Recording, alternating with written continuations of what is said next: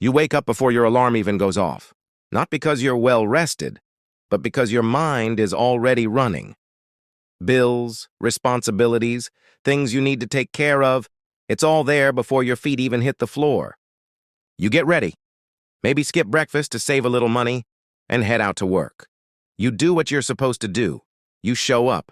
You try. You push through. And at some point during the day, maybe on a short break, you check your bank account. It's not empty, but it's not growing either. That's the frustrating part, because you've been trying to be responsible. You've cut back. You've said no to things. You've made sacrifices. And still, it feels like nothing is changing. Like you're running but not getting anywhere. Here's the thing. When you're living on a low income, it's not always about working harder or trying harder. Sometimes, the system you're operating in just doesn't give you enough room to move. And if you don't understand that, you'll keep blaming yourself for something that isn't entirely your fault. Look, most people will tell you the same things over and over again. Just budget better. Cut unnecessary expenses. Start investing early. And on the surface, it sounds logical. But here's the thing. That advice assumes you already have something left at the end of the month. It assumes there's extra money sitting there waiting to be optimized. Now, you might be thinking, if I just try a little harder, track everything perfectly, maybe I can make it work. But here's what most people don't realize. When your income is low, the problem isn't always inefficiency, it's limitation. Because there's only so much you can cut before you start cutting into things that actually matter. Rent isn't optional. Food isn't optional. Getting to work isn't optional. So when people oversimplify it, it creates this silent pressure. Like if you're still struggling, it must be your fault. But sometimes, you're not failing the system. You're just operating in a system that's already tight to begin with. Now let's actually slow this down and look at the numbers, because this is where things start to make a lot more sense. Imagine you're earning $30,000 a year. After taxes, that's roughly $2,000 a month in your pocket. Sounds manageable until you start assigning it. Rent takes $900. Utilities and internet, another $150.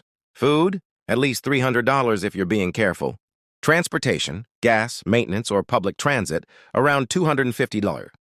Insurance and basic health care, easily $200. Just like that, you're at $1,800.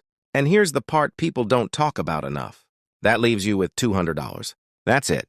Now you might be thinking, okay, I can work with that. But here's the thing. That $200 isn't just extra money. It's your buffer, your protection, your margin for error. And when your entire financial stability depends on such a small number, every unexpected expense stops being inconvenient and starts becoming a real problem. This is where it gets really interesting, because on paper, everything still looks fine. You've got $200 left. You could invest it, save it, maybe even split it between both. And technically, that's the correct move. But real life doesn't follow clean calculations. Look, what happens when your phone suddenly breaks and you need it for work? Or your rent goes up $50 next month? Or you get sick and have to pay out of pocket? That $200 disappears instantly. And now you're not choosing between saving or investing anymore. You're choosing between staying afloat or falling behind. Here's the thing. When your margin is this small, your financial life becomes fragile. One small disruption doesn't just slow you down, it resets your progress. And over time, that creates a cycle. You try to move forward. Something happens. You fall back. Not because you're careless, but because your system doesn't have enough room to absorb impact. And that's a completely different problem than just spending too much. Now, this is the part most people underestimate. The psychology behind all of this. Because at some point, it's not just about numbers anymore. It's about how those numbers make you feel, and how that feeling shapes your decisions. Here's the thing. When money is tight, every decision starts to feel heavier. Spending $20 doesn't feel small, it feels significant. Saving feels slow. And investing? It feels risky. This is where loss aversion kicks in. You become more focused on not losing what little you have instead of growing it. So you hesitate. You delay. You stay on the sidelines. Now, at the same time, there's another force pulling in the opposite direction: instant gratification. After a long, exhausting week, it's easy to justify small rewards. Just this once. But those small moments add up. And then there's decision fatigue. When you're constantly thinking about money, tracking every dollar, making trade-offs. Eventually, your brain gets tired. And when that happens, you don't make the best decision. You make the easiest one. And that's how people stay stuck without even realizing it. This is where the perspective starts to shift. Because people who are financially ahead don't just play the game better, they're playing a slightly different game. Here's what most people don't realize. They're not obsessing over cutting another $10 from their budget. They're focused on increasing their margin. Look, if you're making $30,000 a year and saving $200 a month, that already takes discipline. But your system is still tight. Now imagine you increase your income, just a little, to $40,000. Even if your expenses go up slightly, let's say you now have $600 left at the end of the month.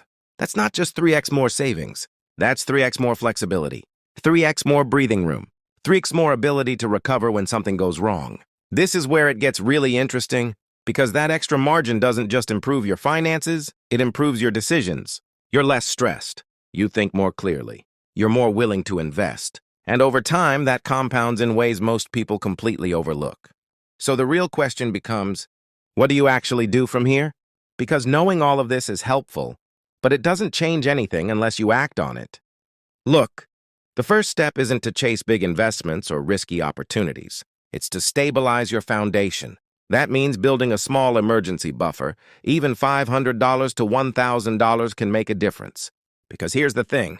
Without that buffer, every unexpected expense pulls you backward. And you can't build momentum if you're constantly resetting to zero. Next, you need clarity. Not a perfect budget, but a clear picture of your essentials. What do you have to pay to survive? Once you see that, everything else becomes a decision, not a blur. Now, you might be thinking, okay, but this still feels tight. And you're right. Which is why the next move isn't just cutting costs, it's increasing income, even slightly. An extra $300 a month isn't life-changing overnight, but it creates space. And that space is where real progress begins. Now, let's address the question that's probably been sitting in the back of your mind this whole time. Should I invest or should I just focus on surviving? And look, that's a fair question. Because when money is tight, every decision feels like a trade-off. Here's the thing. It's not about choosing one or the other. It's about timing and priority. If you don't have any buffer, no emergency fund, no stability, then jumping straight into investing can actually increase your stress. Because the moment something goes wrong, you'll be forced to pull that money out, and that breaks consistency. But on the other hand, not investing at all has its own cost. Inflation slowly eats away at your money. Time passes anyway. So this is where it gets really interesting. The real strategy isn't all or nothing. It's balance. Stabilize first, then start small. Even 25 or 50 a month. Because the goal in the beginning isn't maximizing returns. It's building the habit of moving forward, no matter how small the step is. Let me give you a simple way to think about all of this. Imagine your financial life is like a small boat in the middle of the ocean. Right now, your income determines the size of that boat. And if you're earning around $30,000 a year, it probably feels like a pretty small one. Now, budgeting is like scooping water out when it starts leaking in. Cutting expenses? That's you patching the holes. And yes, that matters. But here's the thing. If the waves are strong, unexpected expenses, emergencies, rising costs, it doesn't take much to overwhelm a small boat. You can be doing everything right and still struggle to stay afloat. This is where it gets really interesting. Increasing your income isn't just earning more money. It's upgrading the boat itself. It gives you more stability, more balance, more room to handle rough conditions without panicking. And once your boat is bigger, all the other strategies, saving, investing, planning, they actually start working the way they're supposed to. So if we step back and connect everything we've talked about, a clear pattern starts to emerge. You're not stuck because you're making terrible decisions. You're stuck because your margin is too thin to support consistent progress. Here's the thing. Most people think financial success comes from one big move, a perfect investment, a massive breakthrough. But in reality, it's built on small, stable steps that actually hold over time. Now, you might be thinking, this still feels slow. And you're right. It is slow at the beginning. But this is where patience becomes a strategy, not just a mindset. Because once you create stability, increase your margin, and build consistent habits, something shifts. Progress stops resetting.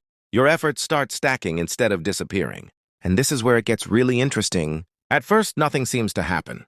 Then suddenly you realize you're not stressed about every expense anymore. You're not checking your bank account with anxiety. You're moving forward with control. And that's the moment things begin to compound. Look, living on $30,000 a year is not easy. And anyone who tells you it's just about working harder or being more disciplined is missing the full picture. Because the truth is, you've probably already been trying. You've been showing up, making trade-offs, and doing your best with what you have. But here's the thing. This isn't about being perfect. It's about building a system that actually works for your reality. A system with just enough margin to handle life without falling apart every time something unexpected happens. And that doesn't happen overnight. It happens step by step. You stabilize. You create space. You increase your options. And over time, you shift from reacting to deciding. Now, you might not feel it immediately. But if you stay consistent, if you keep making slightly better decisions with slightly better margins, things start to change. Not all at once, but in a way that finally feels real. And one day, you'll look back and realize you're no longer stuck. You're in control.